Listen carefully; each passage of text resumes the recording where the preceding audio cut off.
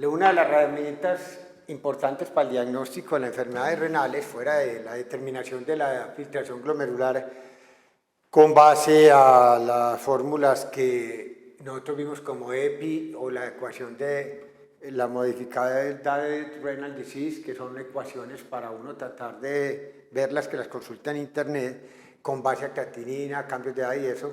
La otra herramienta de diagnóstico es uno tener un buen citoquímico de orina, porque la enfermedad renal empezando, pues prácticamente puede tener una filtración glomerular inicialmente normal y uno presentar de todas maneras ya alteraciones, bien sea en el citoquímico de orina o alguna alteración en el diagnóstico por imágenes alteradas, o sea, unos rayos X, una ecografía alterada o algún método diagnóstico que lo oriente a uno como unos riñones atróficos para pensar en una insuficiencia renal crónica. El citoquímico de orina tiene dos elementos que nosotros vamos a utilizar ahí. Primero, después de centrifugar la orina, una orina que sea fresca, la primera en la mañana, que no pase de 30 a 60 minutos para evitar contaminación y alteración de las determinaciones de varias cosas que son con base a reacciones químicas. Se centrifuga a 3000 revoluciones por minuto, más o menos 3 a 5 minutos, y eso queda entonces un precipitado que es el sedimento. Se precipita el sedimento y aquí queda un sobrenadante. Este sobrenadante es el que nosotros le vamos a aplicar las tirillas, que las conocen en todos los servicios de urgencias. Las tirillas, que son como unos cojincitos donde ahí hay unos reactivos específicos que sirven para detectar ciertas cosas que a mí me interesan en el citoquímico. Al sedimento le vamos a hacer el estudio microscópico. Entonces, a este sedimento nosotros le vamos a buscar presencia o no de células. Entonces, vamos a buscar también cilindros y los cristales. Y en las tirillas es lo que nosotros vamos a ver después, qué es lo que nosotros le vamos a tratar de encontrar. Hay que poner en claro si la persona, en caso de que sea una mujer, si tiene ciclo menstrual en el momento activo, porque eso puede alterar la lectura por el sangrado. Se evita la primera muestra de la orina y ojalá la mitad del chorro para evitar contaminación. Y ya por hoy va uno y en 30 a 60 minutos trata de ir a que le lean el citoquímico de orina y le hagan el diagnóstico. ¿Cómo vamos a hacer eso entonces? Vamos a hacer varias cosas que son importantes. El sobrenadante, que era lo que nosotros tenemos, le vamos a hacer las tirillas. Y esas tirillas, nosotros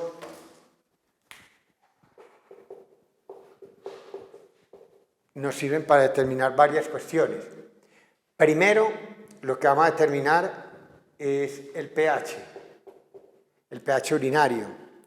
Ese pH urinario puede oscilar hasta valores tan bajos como de 4,5 a 5 y pHs que incluso pueden ir más alcalinos en casos de una infección urinaria.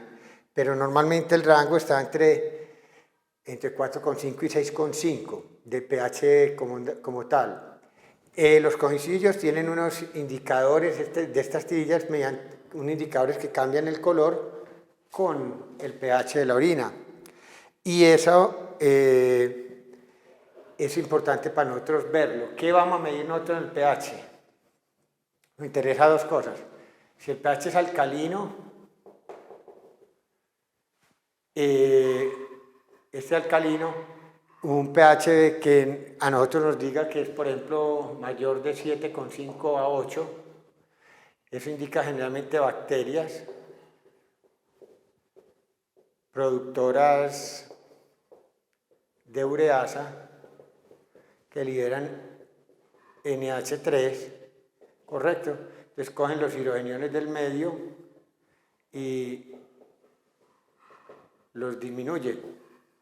Esta NH3 viene el metabolismo de degradar la urea y entonces eso me dará a mí una alcalinización de la orina. Generalmente eso es un indicador de infecciones y como vamos a ver nosotros ahora se va a acompañar de uno buscar generalmente nitritos positivos en la orina para hacer diagnóstico de infección urinaria y también de una reacción leucocitaria, al encontrar leucocituria, que es lo que llaman piuria, cuando pasa de cierto valor. Entonces para nosotros es importante eso.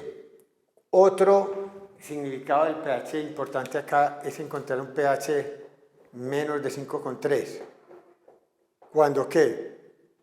Cuando tenemos una acidosis metabólica. Uno esperaría que uno tiene una acidosis metabólica, la compensación, aquí tenemos en la parte final de la ecuación de Henderson, tenemos una disminución del bicarbonato, 0,03 por pH2. Ahí tenemos la base de nuestro problema. La clave sería uno tratar de botar bastante hidrogeniones, porque cada vez que yo boto un hidrogenión en la orina, estoy regenerando un bicarbonato en sangre. Entonces, secretar hidrogenión en la orina, como vamos a ver después, es uno tener una capacidad de generar un nuevo bicarbonato. Entonces, uno es esperar que si uno tiene una acidosis metabólica, uno trate de botar el exceso de hidrogeniones, por lo menos llevándolo por el riñón. Si uno no encuentra eso, sino que antes todo lo contrario, con una acidosis metabólica uno encuentra un pH urinario mayor de 5,3, lo que va uno a sospechar es una acidosis metabólica secundaria a una acidosis tubular renal. Es decir, el problema va a radicar a nivel del epitelio tubular renal, que no va a ser capaz de secretar estos hidrogenos acá porque hay un daño a ese nivel. De resto, pues el citoquímico de orina en cuanto al pH no tiene ninguna otra aplicación así como importante. Entonces vale la pena aclarar eso para que no vaya a haber como ningún problema creyendo que uno le va a hacer una utilidad mayor de la que ya tiene, porque no hay más verdaderamente que decirle en cuanto a eso. El otro parámetro que nosotros buscamos en un citoquímico de orina con las tirillas es la presencia o no de glucosa. Esta glucosa normalmente en una persona común y corriente no debería estar presente en la orina. La gran mayoría de esa glucosa se reabsorbe en el túbulo proximal y no tiene por qué salir glucosa en la orina porque el mecanismo de transporte máximo generalmente da para reabsorber toda esa glucosa. Sin embargo, llama la atención que, por ejemplo, esa capacidad máxima de transporte sea en el túbulo proximal de 375 miligramos minuto. Y aún así, aún que la filtración sea menos que esta carga proximal de glucosa, aún filtrando menos de 375 miligramos en un minuto, se ha visto que uno produce glucosa en la orina, sale glucosa en la orina. Y eso ha llevado a lo que se llama el umbral renal de la glucosa, variable en algunos libros dicen que 160, 180 miligramos por decilitro y otros incluso hasta 200 miligramos por decilitro. Quiere eso decir que cuando la glicemia en sangre esté en alguno de estos rangos de valores ya empieza a presentarse glucosa en la orina. ¿Cómo puede explicar uno que sin llegar al transporte máximo en el túbulo proximal vaya a haber una cantidad menos de glucosa y a pesar de eso salir en la orina? Es lo que llaman derrame o splay, que es la heterogenicidad de las células del túbulo proximal y de los nefrones. No todos los túbulos proximales son iguales, no todas las células tienen la misma capacidad de reabsorción. Ya son unas tendrán una capacidad de transportar 375 miligramos por minuto, otras 250 y otras menos. Entonces, cuando uno supera la de más bajo umbral, por ejemplo, que haya una que sea más mal en capacidad para resolver la glucosa, por ejemplo, por decir algo, 250 por minuto, esta todavía seguirá reabsorbiendo, porque esta tiene una capacidad máxima, pues esta no. Entonces, si vos le mandas esa carga a esas nefronas que tienen un tubo proximal más malito en capacidad resortiva, pues va a pentar a los 260 y va a pentar glucosuria, cuando esta nefrona del lado puede estar resolviendo normal. Eso es lo que se llama splay o derrame de glucosa por la población tan heterogénea que hay de células. Con esto entonces hemos visto los dos parámetros iniciales para determinar el citoquímico de orina.